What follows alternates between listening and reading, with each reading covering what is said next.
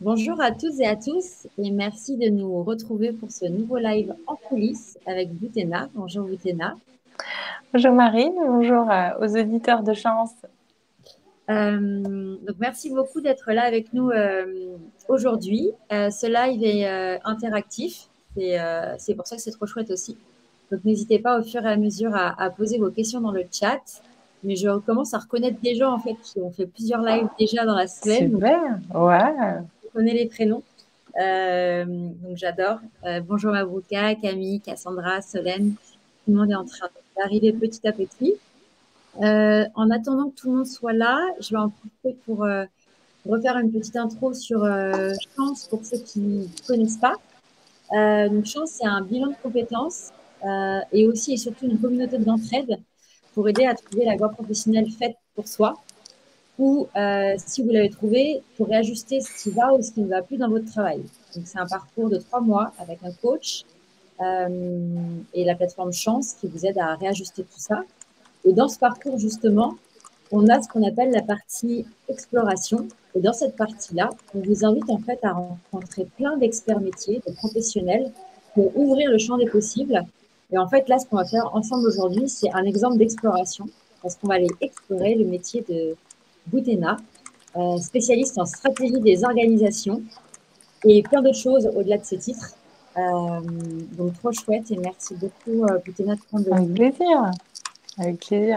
Pour commencer, est-ce que tu peux nous raconter dans les grandes lignes ton parcours et comment tu as réussi à occuper ce métier? Quels ont été les cheminements et peut-être les rencontres? Ouais, avec plaisir. Alors, je m'appelle Boutene Burkel, je suis aujourd'hui à la tête de mon propre cabinet de conseil innovant. Mais pour arriver à cela, ça m'a pris pas mal d'années. Déjà, j'ai commencé par une école de commerce avec une option finance, on va dire la chose la plus classique. Mais pour même faire cette option, je m'étais coltinée, on va dire, un nombre de stages en différentes fonctions pour vraiment choisir parce que j'ai moi aussi hésité entre le marketing et la finance. Et on va dire, quelques mentors m'ont dit: «Ouais, choisis la finance parce que ça va te laisser la porte ouverte». Parce qu'une fois que tu auras choisi le marketing, c'est un peu plus fermé.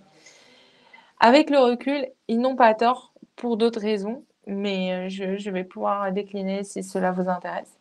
Et hem Et en fait, après, je me suis retrouvée en sortie d'école, au lieu que comme mes amis avaient, des postes déjà, je me suis retrouvée par un concours de circonstances sans CDI et là, je me suis retrouvée devant le choix vertigineux de qu'est-ce que j'allais faire, de ma vie, au lieu de faire, un cabinet d'audit comme tout le monde. Hem J'étais, en pleine vague de questionnement dans le vide et c'est là où je trouve que le vide est toujours intéressant. Je vois une annonce passer d'un cabinet de conseil, qui dit, «Stage ouvert, on cherche des personnes pour 6 mois» et je connaissais pas le conseil en tant que métier. Je me suis dit: «Tiens, ça pourrait être une opportunité». Je le fais. J'étais alors à Casablanca. Je commence, cette opportunité et ça m'a, fait tomber amoureuse de ce métier où j'ai un peu connu vraiment tous les types de fonctions, de la finance au marketing. J'étais au plus près aussi de l'action avec à conseiller des directeurs et des directrices et puis, j'ai intégré Mazars, pareil, j'ai continué dans le conseil. Il se trouve qu'à un moment, 2 ans plus tard, j'étais encore un jeune piou-piou avec le recul et je me disais: «Mais je cherche encore quelque chose de plus». Je me retrouvais pas encore assez, on va dire, solide, entre, mon expérience, sur le sujet et mon mon parcours académique. Je pars à ce moment-là à l'université Paris-Dauphine. Je fais un master de recherche, spécialisé où pareil, j'ai rencontré une amie qui avait fait Dauphine, qui me dit, qu'il y avait ce master alors que je ne connaissais pas du tout, qui est d'ailleurs l'un des plus anciens masters, c'est spécialisé dans la stratégie et dans les organisations. C'est un master un peu élitiste en plus parce qu'il faisait, c'était le 1er, on va dire, la première marche à faire de la recherche. Je me suis posé la question de faire un doctorat. Heu avec le recul, je me dis que j'aurais pu le faire et que ça aurait été pas mal, mais les contrats de recherche n'étaient pas aussi nombreux à l'époque. Donc c'est en 2013, on est au sortir de la crise financière. Je choisis à ce moment-là de finir mon master, de reprendre, on va dire, ma carrière. J'enchaîne les cabinets de conseil. À ce moment-là, j'en fais 2. Pareil, pour le concret, qu'est-ce que ça veut dire en tant que métier d'organisation? À ce moment-là, mon métier consistait à trouver comment optimiser. Optimiser, ça veut dire vraiment aller chercher les coûts, améliorer les procédures, améliorer tout ce qui avait la vague de digitalisation à ce moment-là. Donc, on cherchait à intégrer tous les projets de digitalisation. Et j'ai eu une crise de sens parce que je me disais, mais c'est bête d'avoir fait tout ça et de ne faire que pour économiser, on va dire, mais toujours pressuriser, toujours aller vers comment réduire la charge de travail, mais sans pour autant que les ressources humaines ressentent la réduction de charge de travail. Donc, j'ai eu une petite crise de sens à ce moment-là. Je pars aux États-Unis, long story short, pour des raisons pareilles professionnelles, et je me retrouve jeune maman là, par contre, je suis rentrée dans le puits du questionnement existentiel. Je reviens des États-Unis, il y a le Covid, et là, en fait, il y a c'est bon, mon idée, je la trouve, je vois ce que je veux faire. Mais comme tout entrepreneur, c'est le sujet qu'on adresse. On trouve jamais l'idée exactement comme on veut le faire. Donc, on continue à chercher. Et ce qui m'a sauvée à ce moment-là, c'est vraiment, c'est toute la beauté du truc, c'est de revenir à mon métier. Mais de revenir à mon métier comme je l'ai connu à Dauphine.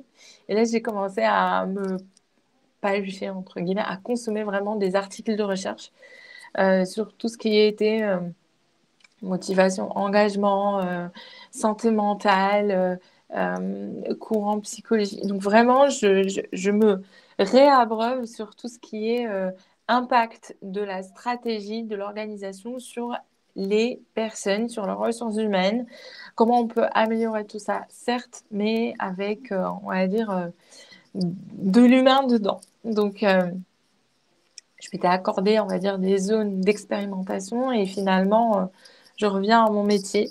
Et au fil du temps, euh, c'est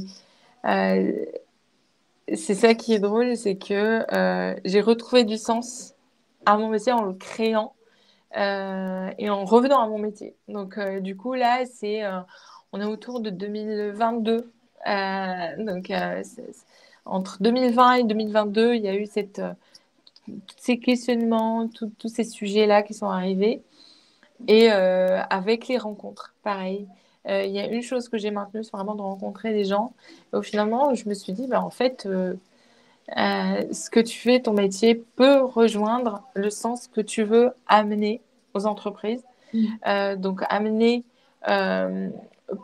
plus d'humains, amener plus de croissance, amener de la performance, mais en ne cherchant pas toujours à couper les coûts, mais plutôt à créer de la valeur, à créer, on va dire, de l'équilibre, à créer de la performance durable, de la solidarité. Et c'était quelque chose de possible. C'est juste que effectivement, je ne pouvais plus le faire chez les autres. Je devais le faire à ma manière.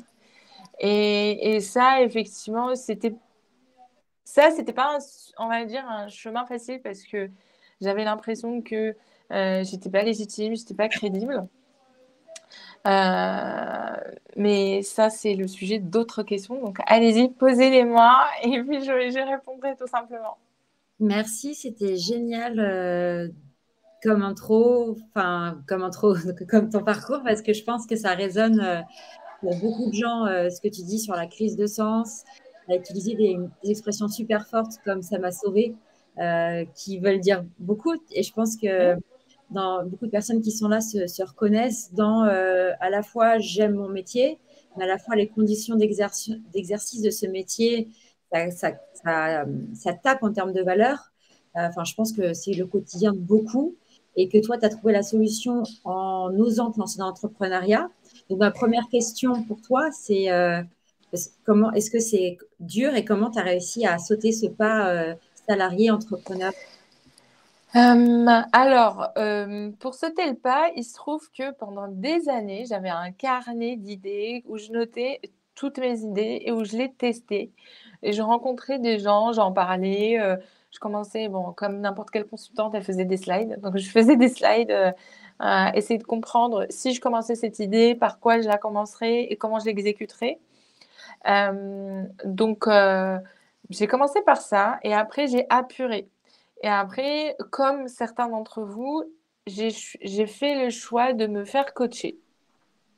Et c'était drôle parce que ma coach, en l'occurrence, elle m'a fait passer des tests, on a passé du temps, des séances, et puis après, elle m'a dit, mais en fait, ce que tu fais déjà, ça te convient, t'as pas besoin de changer de métier, c'est Ouais, juste que tu as besoin de liberté et de le faire comme tu veux. ouais, C'est Et au début, j'y croyais pas parce que comment j'ai réussi à me lancer sans sentir manquer de légitimité. Alors moi, euh, et ça c'est très spécifique, c'est que déjà je me suis lancée et en plus c'était la période du Covid, donc c'était pas du tout facile. Et financièrement, c'est pas facile non plus, hein. En ce moment, en plus avec l'inflation, on va pas se cacher, sauter dans le vide, c'est vraiment pas une solution facile à faire.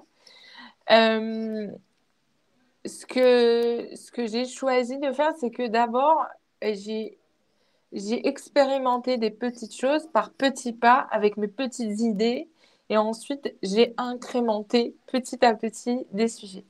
Et c'est marrant parce qu'au final, maintenant, les gens qui ont lu, suivi mes aventures depuis 3, 4, 5 ans, euh, c'est drôle parce que des fois, ils me sortent juste une idée parce que j'avais marteler ce sujet-là. Par exemple, la parentalité, j'en avais beaucoup parlé à un moment sur l'impact sur le travail et la carrière. ouais, Et du coup, les gens m'en parlent encore. Ou la créativité et l'innovation.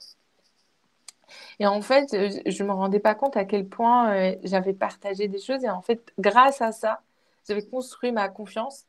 Et ce qui est marrant, plus je rencontrais des personnes inconnues, qui m'ont permis de me présenter, de présenter ce que je fais toujours, c'est mon portefeuille, de dire, bah voilà mon expérience. Et ça apporte énormément de confiance en soi.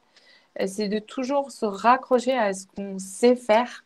Moi, je crois vraiment à l'objet, à l'ouvrage, à la matérialité. Et ça revient au sens, mais c'est pas facile à retrouver avec du métier de service. ouais, Mais après, et surtout quand on fait des choses gratuites. Au début, j'ai fait pas mal de choses qui n'étaient pas rémunérées. ouais. Et ça, parfois, c'est vraiment. On ne le dit pas souvent.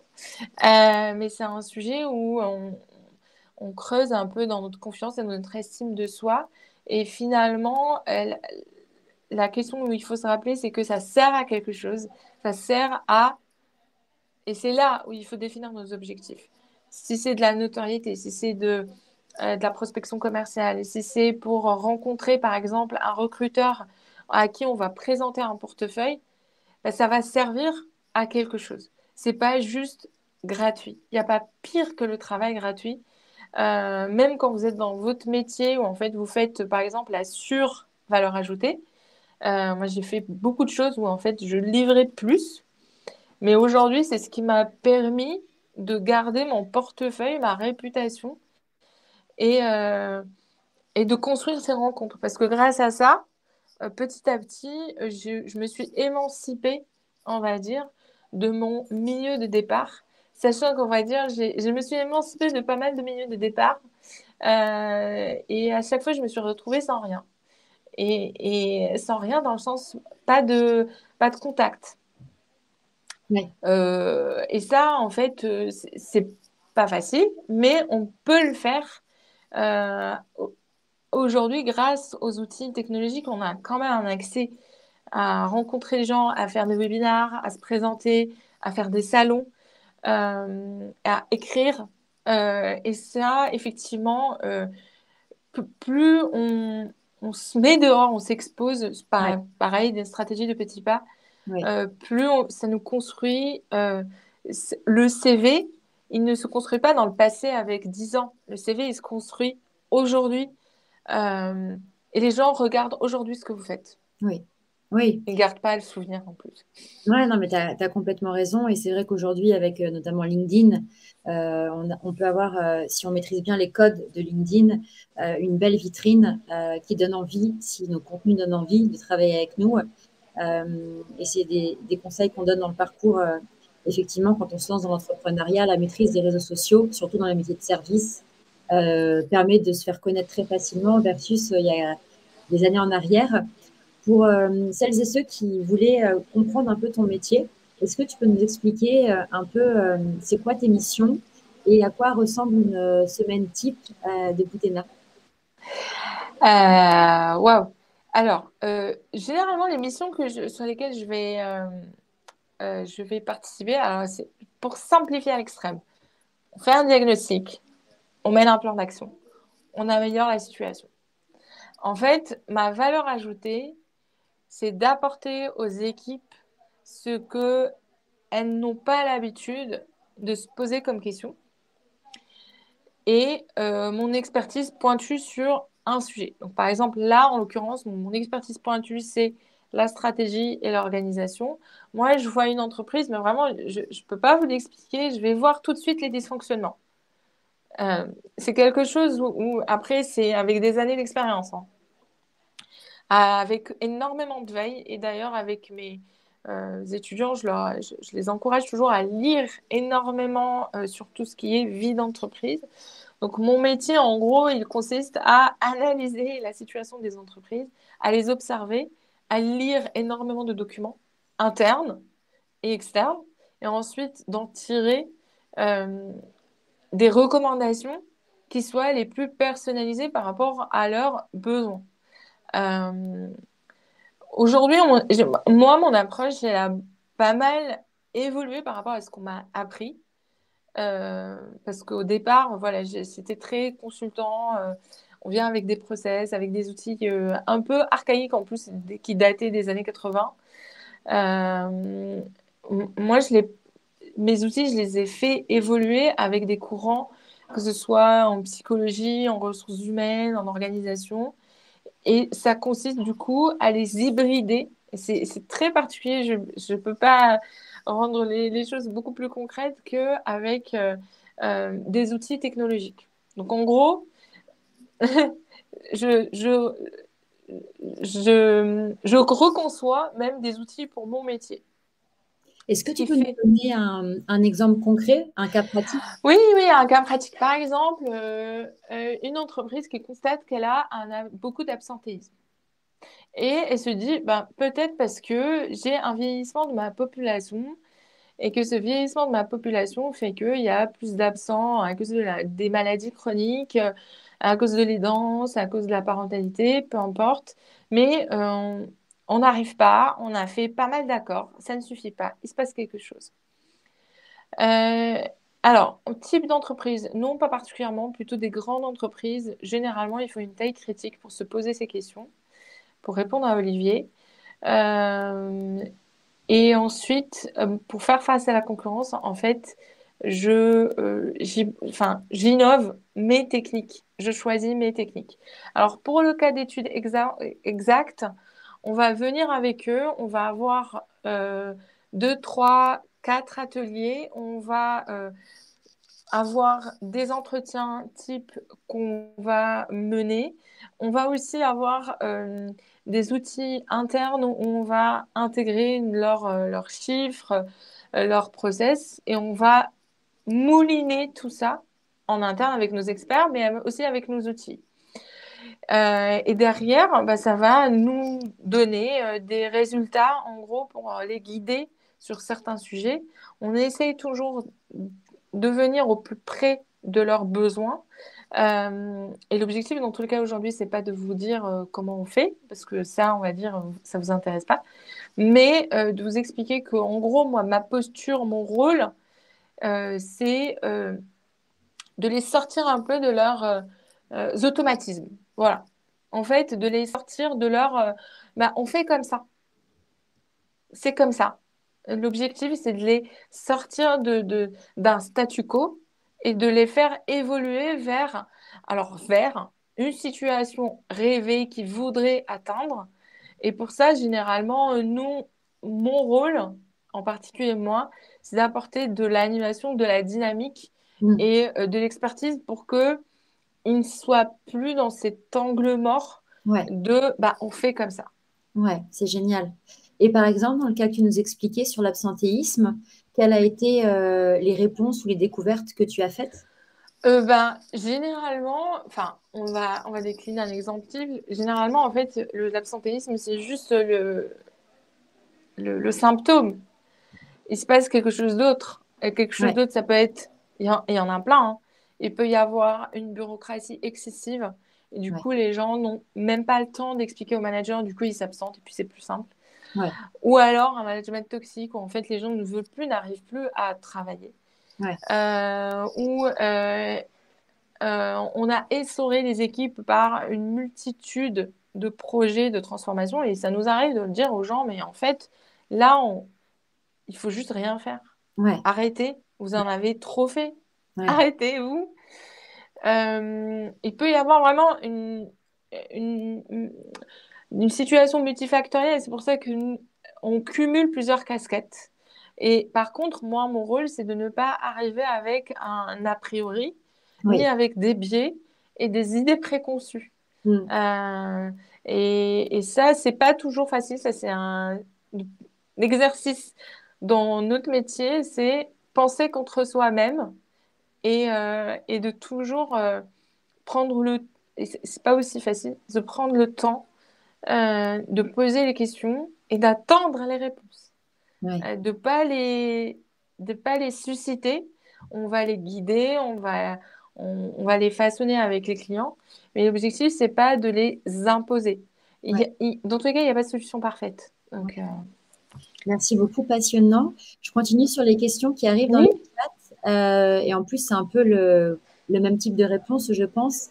Il y a Naïs qui nous demande comment tu fais face à la concurrence des cabinets de conseil et comment tu fais pour trouver tes clients.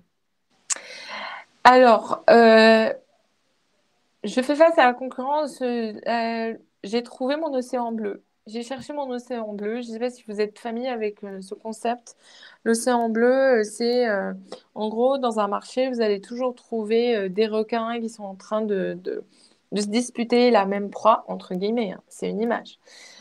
Et qu'elles vont tellement se disputer la même proie que du coup, l'océan va devenir rouge et il n'y en aura pas assez pour tout le monde. Et l'objectif, c'est d'aller trouver la zone stratégique, et là c'est là où on voit que c'est ma spécialité, la zone stratégique où il n'y a pas beaucoup de personnes, où votre expertise est la plus évidente et où vous allez pouvoir vous, oui, vous épanouir. Alors, c'est pas évident à trouver, mais la seule chose que je peux vous proposer, c'est marrant parce on en parlait avec ce matin parce que j'ai vu ce professeur partager cet article. Je vous partage cet article si ça vous intéresse. En gros, il faut aller trouver sa niche et ensuite la décliner.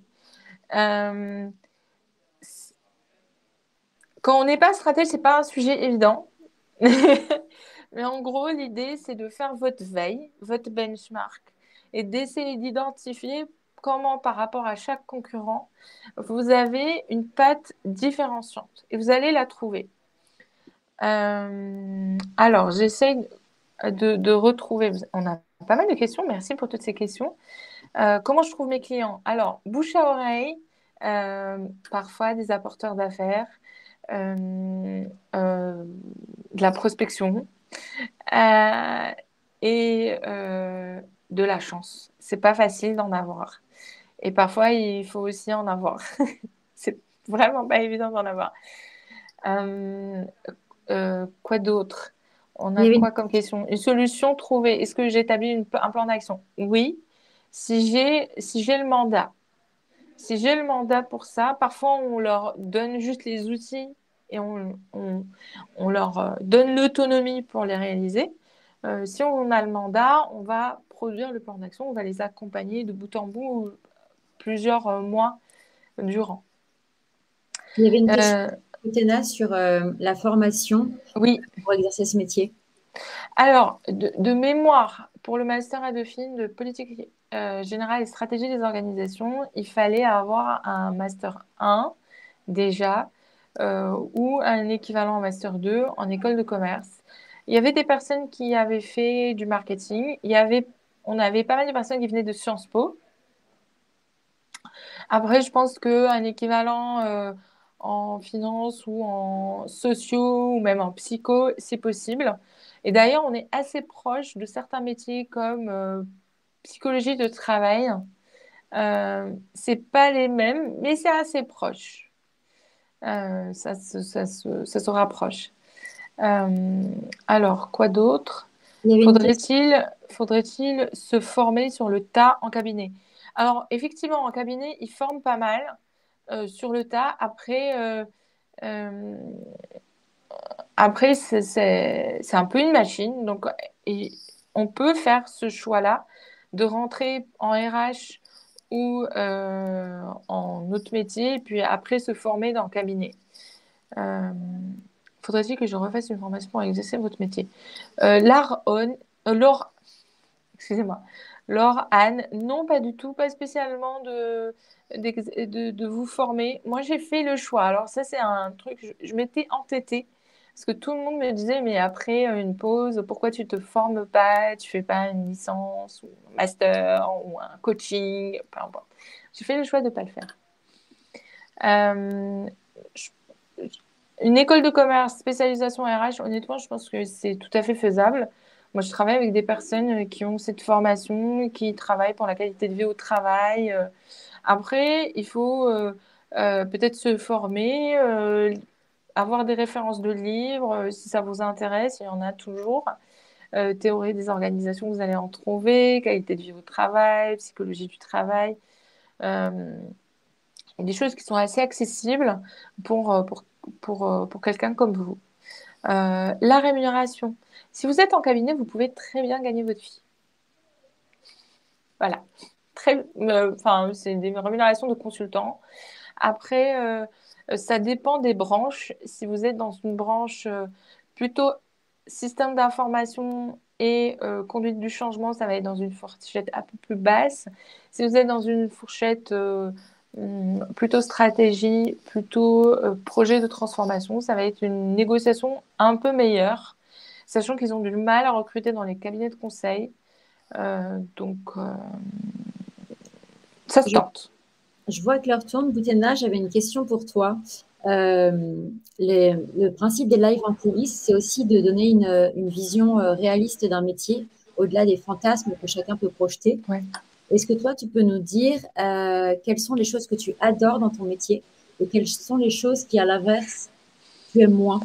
Parce que, Oui, oui, oui, c'est légitime. Il y a aucun job parfait, hein. Ça n'existe pas. évidemment, Euh, Ce que j'aime pas, c'est le fait de rester assise toute la journée. Et pourtant, il faut bien lire et écrire et écouter. Et malheureusement, il n'y a pas d'autre solution pour ça. Après, ce que j'en fais, je vous raconterai si ça vous intéresse. Mais en gros, ça, je l'aime pas trop. Euh, Je n'aime pas trop aussi écouter du bullshit. Et il y en a beaucoup trop sur le métier. Malheureusement, il y en a vraiment beaucoup trop. Il y a même des imposteurs et c'est très agaçant quand on est expert d'un sujet d'entendre des imposteurs. C'est vraiment très difficile. Après, il faut apprendre à se détacher et voilà, à faire son petit bonhomme de chemin. Et même pour le bullshit, c'est la même chose. Au final, ça finit toujours par se voir, malheureusement, parce que on est dans la matière humaine et quand on est dans le déni de réalité ou quand on utilise des termes qui sont un peu galvaudés sans avoir d'action, en fait, vraiment, ça nous rattrape et ça fait du mal, en fait, aux personnes. C'est dommage, mais il faut accepter aussi que on ne maîtrise pas tout. Il y a des choses qui ne sont pas de notre ressort. J'avais une question aussi sur le sens et l'utilité que tu trouves dans ton métier. Le sens, comme je disais, moi, mon sens, c'est d'aider à ce que les personnes qui finalement auraient pu se casser la gueule sur une organisation, se barrer, faire un burn-out ou, vraiment perdre un job, en fait, mon sens, c'est d'éviter ça, c'est de prévenir ça. Mon sens aussi, c'est aussi de transmettre, de partager. J'adore vraiment écouter les histoires des personnes, essayer d'améliorer toujours les structures euh, et de former. Donc ça, je trouve que ça fait partie de ma valeur ajoutée, c'est d'arriver à trouver toujours comment raconter une histoire, même quand c'est pas des sujets faciles, c'est des sujets ardus, et que parfois on est sceptique face à nous, et d'arriver à finalement créer de la valeur ajoutée sur le sujet. Merci beaucoup. Je cherchais ton profil LinkedIn pour pouvoir le partager dans le chat Avec plaisir. parce que je vois que les gens ont plein de questions, donc il y en Oui. a peut-être auxquelles on n'a pas répondu. Si vous voulez, on peut en prendre une toute dernière avant de clôturer le live. Mais mille merci, Boutena, c'était vraiment inspirant de voir que tu as réussi à créer ton travail à ton image en te mettant à ton compte. Avec plaisir. Je vois qu'il y a Solène qui est en train de taper. Donc, allez, on va prendre une petite dernière question. Mais en tout cas, je suis ravie parce que les questions étaient riches et très pertinentes. Donc, si vous en avez d'autres, n'hésitez pas, hein, vous pouvez m'écrire, j'y répondrai. Euh, et puis, comme je dis à mes étudiants, parce que j'enseigne aussi à l'ISCOM, c'est un sujet qui, dans tous les cas, je pense qu'on a tous besoin d'avoir une culture générale sur ce métier-là. Parce que ça vous évite des imprévus, ça vous évitera même d'être déçu par une stratégie qui n'aboutit pas. Ça vous montrera même les personnes qu'il faut éviter en entreprise. Et puis, euh, et puis, n'hésitez pas à poser des questions et à faire de la veille, surtout, à lire la presse économique. Merci beaucoup, Boutena. J'avais une dernière question pour terminer. Comment tu répartis ton temps entre le fait que tu enseignes, le fait que tu lis et que tu consommes beaucoup de ressources et le travail effectif de tu produis pour tes clients? Euh, Comment je partage? Alors, je ne suis pas une militaire, mais vraiment pas une militaire sur mon organisation de calendrier. J'ai essayé de faire des invitations récurrentes sur le mardi et le jeudi pour que comme ça, je me bloque des séquences de deep work. Ça ne marche pas beaucoup, mais voilà, faut être raisonnable. Maintenant, j'ai le luxe que le mercredi, j'arrive à garder ça pour mon fils. Je le garde pas en entier, soyons raisonnables. Je ne fais pas une semaine de 4 jours.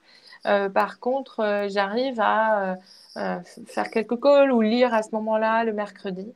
Euh, Quand je suis très fatiguée par de la pénibilité, mon luxe à moi, mais ça je le faisais même quand j'étais en cabinet, c'est qu'entre midi et deux, ce qui est important pour moi, c'est de me barrer, d'aller à la FNAC ou à une bibliothèque municipale, peu importe. Et j'ai besoin de me retrouver entourée de livres ou de marcher dans un bois, de pique-niquer et de me retrouver seule parce qu'en fait, c'est important de se retrouver seule avec ses pensées pour régénérer et prendre du recul parce je suis dans un métier de contact et parfois, voilà, on peut se laisser parasiter. Euh, J'aime bien aussi, j'ai un profil d'early adopter, donc je vais tester pas mal d'outils, euh, m'en faire mon propre avis et ne pas me parasiter. Donc, c'est-à-dire que parfois, moi, j'adore les personnes qui ont plusieurs outils, mais moi, un Word me suffit, un Excel me suffit et beaucoup de papier stylo. Et j'utilise effectivement beaucoup LinkedIn. Par contre, pareil, j'ai fait la courbe de beaucoup l'utiliser et puis maintenant, je l'utilise un peu moins. Et par contre, j'adore lire des choses qui n'ont rien à voir avec mon métier. parce que parfois on peut se saturer, on peut voguer aux dernières modes. Il faut savoir sortir des modes aussi. Le seul moyen pour moi que j'ai trouvé, c'est de faire des choses qui n'ont rien à voir. Ah, je pense qu'on a perdu Boutena. Je ne sais pas si vous aussi. Euh, oui, ok. Vous me confirmez qu'on a perdu Boutena. Je ne sais pas si ça va réussir à se reconnecter, mais on avait de toute façon débordé le temps. Ah, Désolée. on avait perdu, je me suis retrouvée toute seule en gros plan. Non, non, non, désolée. Il y a eu une surcharge de Livestorm ou de Boutena. Ok. Je sais pas. J'ai trop parlé. Voilà. Mes seuls conseils, c'est profiter du temps long. Ne soyez pas dans l'instantanéité. Je dis la même chose aux managers. Je dis la même chose aux dirigeants. C'est important d'avoir une vision, mais aussi de savoir l'incrémenter, l'améliorer. Prenez le temps. Le temps est un luxe aujourd'hui. L'intelligence artificielle ne devrait pas vous effrayer. Vous pouvez la tester. Il n'y a rien d'effrayant là-dedans. Euh, et puis, tester des choses. Vous allez voir, vous allez prendre plaisir. Merci Boutena. On va devoir rendre l'antenne, comme on dit, parce qu'on a un autre live juste après. D'ailleurs, c'est drôle, avec une psychologue du travail, t'en parlais tout à l'heure. Ben Donc, voilà. bonne transition. Merci mille fois. Je vous ai remis dans le chat le lien vers la communauté d'entraide. Et si vous aussi, vous voulez aider en racontant votre métier, comme Boutena a aidé en nous donnant 30 minutes de son temps. Donc, mille merci encore d'avoir accepté. Avec plaisir. Bon courage et bonne journée. Au revoir. Merci. Au revoir.